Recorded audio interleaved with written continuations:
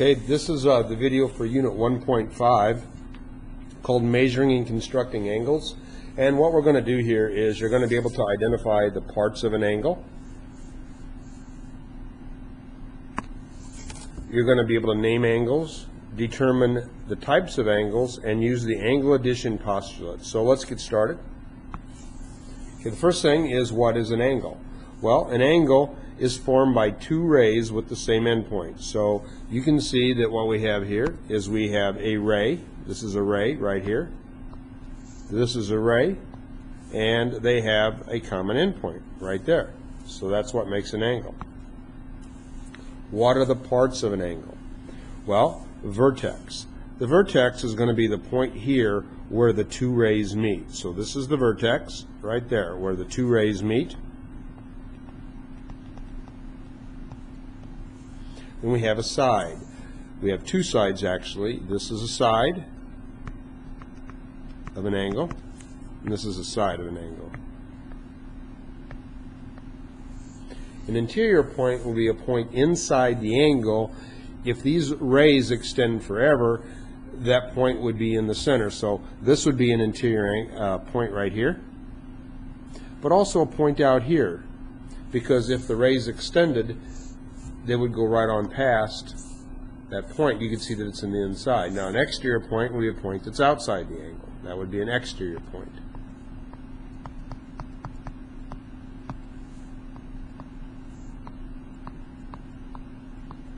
Okay, let's see what else we have. So now we have to name an angle. Now we have to be very specific about this. So what you need to do is you're going to use the little angle symbol.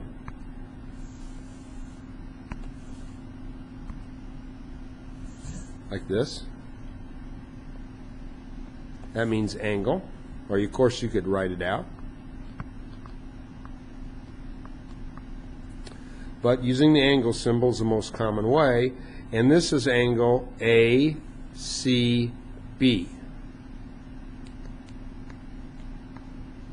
Notice that point C is the vertex. It has to be in the middle. So we're talking about angle ACB.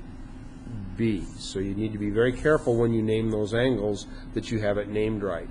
For example, naming it angle CAB would not be right. Angle classifications. Well, we have angles are classified by their measure, and the measure would be this. That's the angle measure. And if it's acute, the angle has to be less than 90. If it's a right angle, it's going to be exactly 90, and obtuse, the angle is going to be greater than 90 degrees. And a straight angle would measure exactly 180 degrees. It's a straight line.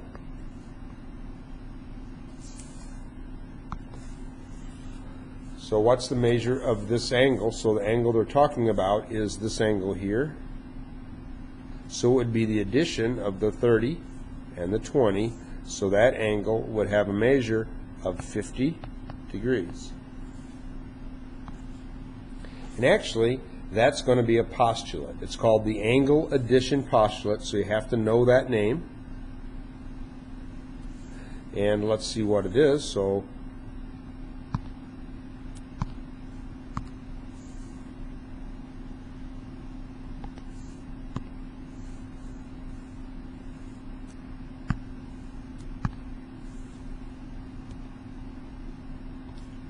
okay, so here's the angle addition postulate.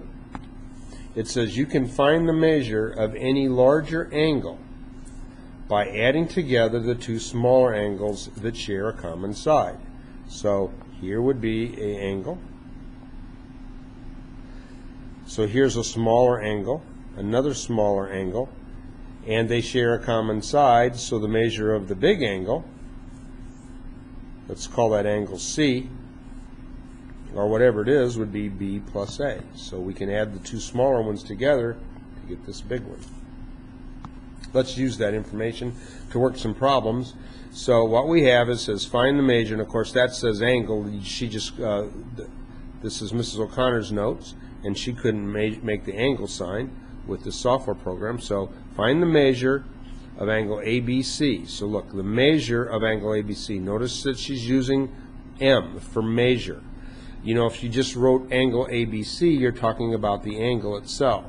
So you're going to have to write the measure of angle ABC. So the measure of angle ABC,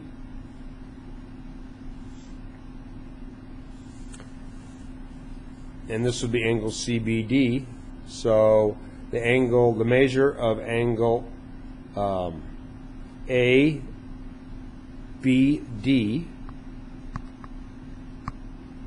would be equal to the measure of angle ABC plus the measure of angle CBD. So let's go ahead and fill in the numbers. So we don't know angle ABC. That's what we're trying to find. Wait a second. Sorry about that.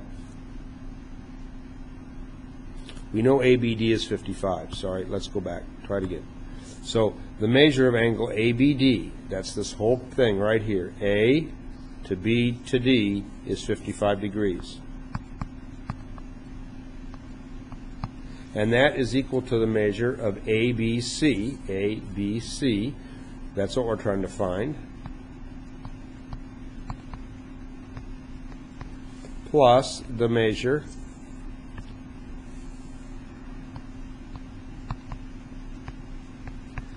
of CBD. Okay, so it says CBD, well, it tells us that's 23 degrees. So to find the measure of ABC, let's take 55 minus 23. Subtract 23 from that side, minus 23 from that side. So 55 minus 23 degrees is equal to the measure of angle ABC. 55 minus 23 is going to be 32. Is equal to the measure of angle ABC. So we did it. Okay, here's another one, and it says if measure LKN, so that's this whole piece right here. So if LKN is 145 degrees, find the measure of LKM, that would be this one in here, and MKN. So we know that this must be true. The two smaller angles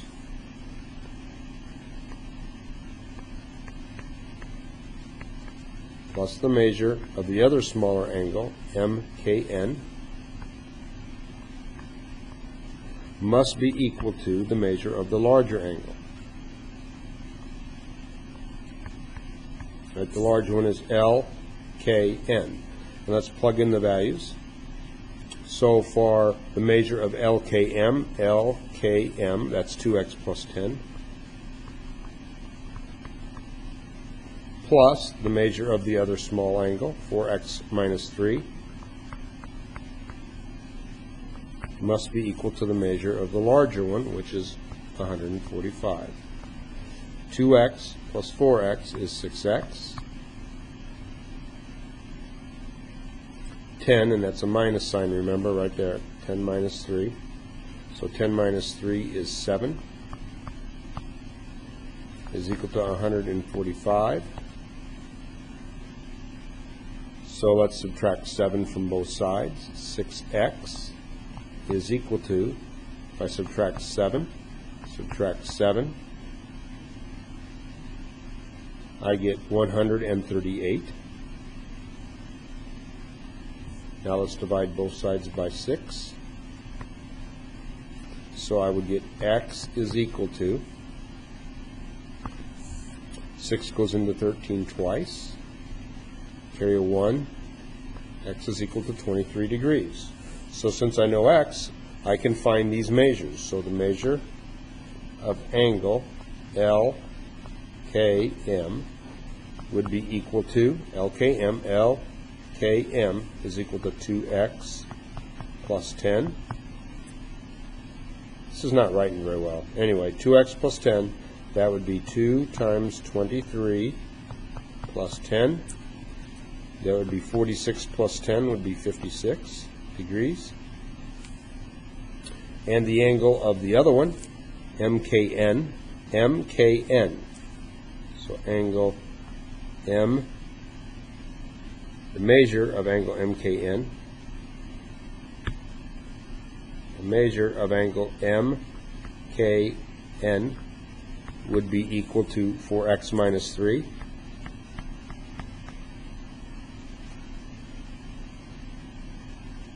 Which in this case would be 4 times 23 minus 3. And let me use a calculator to figure that out.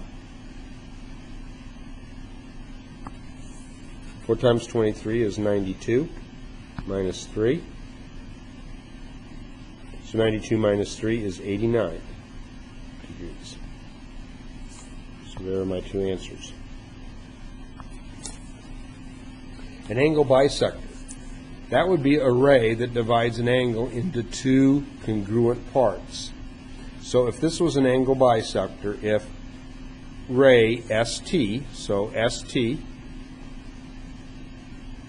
ray ST, if that's an angle bisector, it's going to create two equal angles. And how we show that is if I put a one circle or semicircle there, then I put one semicircle there, you can see that that means that those two angles are congruent. This would also mean that those two angles are congruent, right? Because they have the same number of semicircles. So if that's how I show that those two angles are the same size, the same measure. That's called an angle bisector. So ST is an angle bisector. So let's use that. It says in the diagram YW, so that's this ray right here, YW bisects the angle XYZ. So it's making the big angle into two smaller equal angles. So we can do something like that to show they're the same. And this says find the measure of the two smaller angles. So since these must be the same, I can say 2x plus 4, that angle must be equal to 3x minus 1. Let's find x, so let's minus 2x from both sides. That gives me 4 is equal to x minus 1. Now I'm going to add add 1. So I'm going to add 1 to this side and 1 to this side. So I've got 5 is equal to x. So now that I know what x is, I can plug those x values in and get the measure of the angle. So the measure of angle XYW, XYW is 2x plus 4.